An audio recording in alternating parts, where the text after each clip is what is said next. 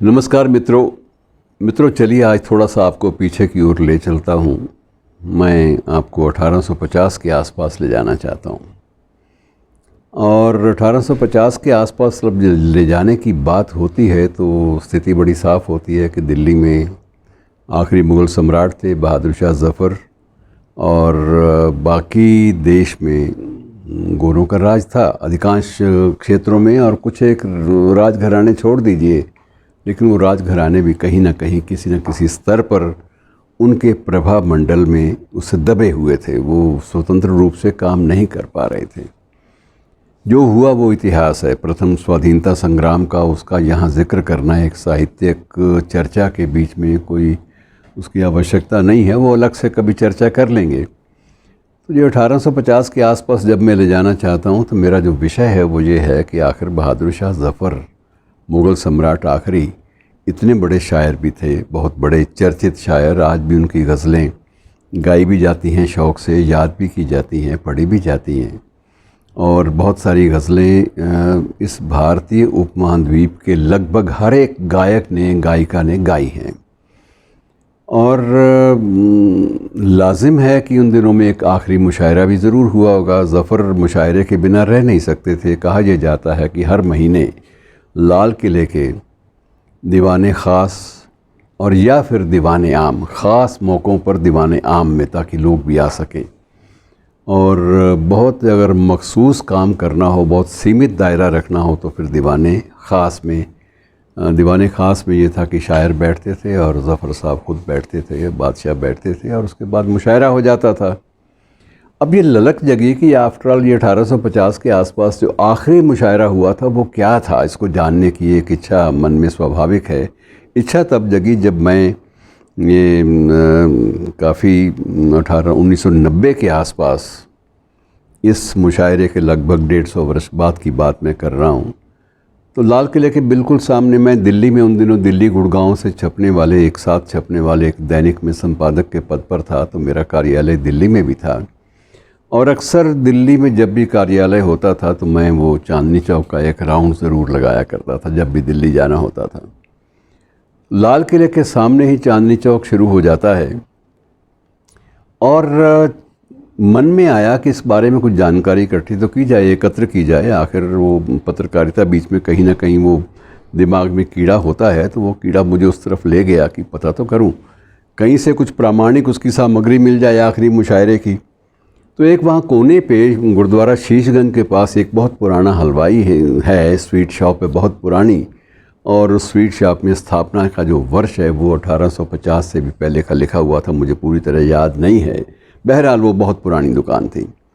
तो मैंने वहाँ बैठे एक बुज़ुर्ग आदमी से पूछा, जो बुज़ुर्ग उसका उस वक्त मालिक था, तो उससे पूछा जी कोई आपके किसी बुज़ुर्ग ने कभी ज़िक्र किया हो, या इतनी पुराने अरसे वाला कोई ऐसा बुज़ुर्ग आप बता सके, घराना कोई भी, जो मुझे थोड़ा सा इस बारे में जानकारी दे सके। मेरी जो रुचि है इस बात में है कि आखिरी मुशायरा हुआ तो उसमें क्या हुआ था। तो उसने कहा जी जानकारी जहाँ तक सवाल है कि मेरे दादा उस वक्त मौजूद थे यहाँ पे, और मेरे दादा ने मेरे पिता को उस मुशायरे, आखिरी मुशायरे के बारे में बताया था थोड़ा बहुत जानकारी, और पिता ने हम लोगों में बांट दी थी। तो मुझे जो जानकारी मालूम है मैं आपको बता देता हूँ कि मुशायरा 1850 में ही हुआ था, और 1850 में जब मुशायरा हुआ तो उस दिन जैसे हमेशा होता था कि जब लाल किले में बादशाह सलामत मुशायरा बुलाते हैं, तो उस वक्त ये होता था कि जब ये बुलाते थे तो उस वक्त जो प्रवेश द्वार था लाल किले का, वहाँ पर बाकायदा फूलों के, कलियों के, गजरों की दुकानें सज जाती थी, और हर शायर का इस्तकबाल अर्थात उसका स्वागत वो इत्र की छिड़काव करके किया जाता था बड़े सम्मान से। और यहाँ तक कि एक दो मौक़ों पर तो ये भी हमारे बुज़ुर्ग बताते थे कि बाकायदा शहनाइयाँ बजती थी उनके प्रवेश तक। तो प्रवेश के बाद थोड़ी देर के बाद जब सारे शायर अंदर चले जाते, शहनाइयाँ बंद हो जाती हैं और अपना जो मुशायरा है बाकायदा शुरू हो जाता। तो आखिरी मुशायरा 1850 के आसपास हुआ, और ज़ाहिर था कि जहाँ शहनशाह बैठे हैं, बादशाह सलामत बैठे हैं, वहाँ साहिब सदर वही होंगे, अध्यक्ष वही होंगे। तो अध्यक्षता आगे की तरह से वही कर रहे थे। लेकिन उस दिन ये था कि पहले पूरा का पूरा जो मंच का संचालन है वो सारा स्वयं बादशाही करते थे। लेकिन उस दिन वो उदास से थे, तो उन्होंने कहा कि आज ये काम मैं नहीं करूँगा, ये जो मंच को संभालने का काम है ये आज मिर्ज़ा गालिब को दे देते हैं। अब उस मुशायरे में सभी लोग थे, जो शायर वहाँ मौजूद थे, उनमें मिर्ज़ा गालिब भी थे, शहनशाह के उस्ताद ज़ौक़ उस वक्त के बहुत बड़े शायर वो भी थे, दाग देलवी थे, मुस्तफ़ा खान शेफ्ता का नाम आपने सुना होगा, शेफ्ता भी थे, आज़ुर्दा भी उस वक्त के बहुत बड़े शायर थे, मोमिन थे, आगा खान ऐश थे, और बहुत सारे और नाम भी शामिल हैं जो लोग उस दिन ख़ास तौर से बुलाए गए थे। और वो वही लोग थे जो हर बार मुशायरे में शिरकत करते थे, शामिल होते थे। अब उसमें यह है कि बादशाह सलामत की उस दिन आंखें कुछ नम भी थी, उदास भी थे। उनको लगता था कि शायद ये आखिरी मुशायरा है, और उन्होंने शुरुआत में ही ये बात वजाहत कर दी, स्पष्ट कर दी कि हो सकता है जिस तरह के हालात हैं ये शायद लाल किले का आखिरी मुशायरा हो, और मैं आपसे मुखातिब हो रहा हूँ एक भारी दिल के साथ कि मुमकिन है कि इसके बाद हम इस महफ़िल, ऐसी किसी महफ़िल में मिल पाएँ ना मिल पाएँ, कुछ कहा नहीं जा सकता। और इसलिए मैं आज का जो है ये जो सारा मंच का संचालन है, मुशायरे का संचालन, ये मिर्ज़ा गालिब पे सुपुर्द कर रहा हूँ। ये बहुत मेरे उस्तादों जैसे हैं, हालांकि उस्ताद तो उनके ज़ौक़ साहब थे, उनका कि ये उस्तादों जैसे हैं तो आज यही करेंगे।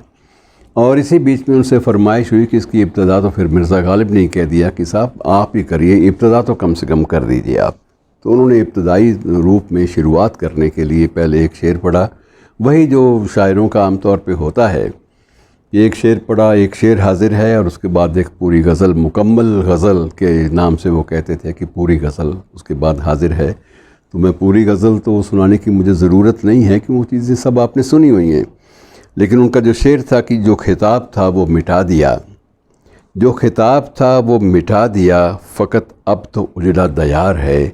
और ये उन्होंने एक शेर पढ़ा और उसके बाद कहा कि मुकम्मल गज़ल भी आप सुन लीजिए। और मुकम्मल गज़ल उन्होंने वही सुनाई कि ना किसी की आँख का नूर हूँ, ना किसी के दिल का करार हूँ, जो किसी के काम ना आ सके मैं वो एक मुश्ते गुबार हूँ।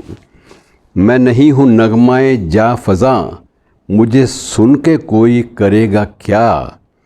मैं बड़े विरोग की हूँ सदा, मैं बड़े वियोग की हूँ सदा,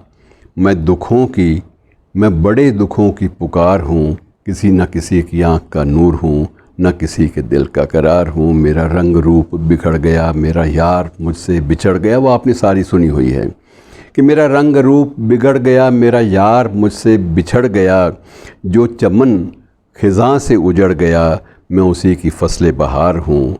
और गज़ल काफ़ी लंबी है और आपने सारे शेर सुने हुए हैं, मैं उनको सिर्फ दोहराने में कोई यकीन नहीं करता, वक्त सीमित है मेरे पास। और उसी मुशायरे में बाद में क्या हुआ कि इसी मुशायरे को एक नाटक का रूप दिया गया। मैंने इस मुशायरे के बारे में जो जानकारी मिली थी वो कुछ लोगों से बांटी, जिनसे बांटी उनमें अपने उस समय के जो रंगमंच के लोग थे उन्होंने मुझसे भी पूछा था। डॉक्टर एम सईद आलम थे, उन्होंने मुझसे भी पूछा था कि आपके पास कोई जानकारी अगर कोई मिले तो हमें बताइएगा, हम लोग इस पे नाटक तैयार कर रहे हैं। और टॉम ऑल्टर उस वक्त थे, तो टॉम ऑल्टर ने भी मुझसे पूछा था कि ये कोई जानकारी हो तो हमें बताइएगा, ताकि हम लोग इसको बड़ी एक अच्छी पेशकश के रूप में रंग मंच पर प्रस्तुत करना चाहते हैं। तो जो मुझे मिला मैंने उन्हें बता दिया कि इसके अलावा मुझे कोई प्रामाणिक सामग्री नहीं मिली। मित्रों, वो वक्त ऐसा था जिस वक्त बाकायदा दीवान छपा भी करते थे, शुरू हो गए थे दीवान छपने शुरू हो गए थे, और कुछ एक शाया होते थे, कुछ एक पर्चे भी अदबी चलते थे, लेकिन सब कुछ शब्द पर मुनस्सर था कि बहुत कम। और उस वक्त अगर कोई कोशिश करता, मशक्क़त करता, तो शायद ये मुमकिन भी हो जाता कि उसका कोई प्रामाणिक रिकॉर्ड रख लिया जाता। लेकिन अब न जाने कैसे हालात हुए, क्या हुआ, या तनाव के दिन थे, कोई ये मशक्क़त नहीं कर पाया और शायरा कोई भी इसको शाया नहीं कर पाया, कोई इसका संकलन तैयार नहीं कर पाया। और जब ये नाटक का मंचन हुआ तो उस वक्त ज़फ़र की भूमिका स्वयं टॉम ऑल्टर ने निभाई थी और बड़े खूबसूरत ढंग से उन्होंने निभाई थी।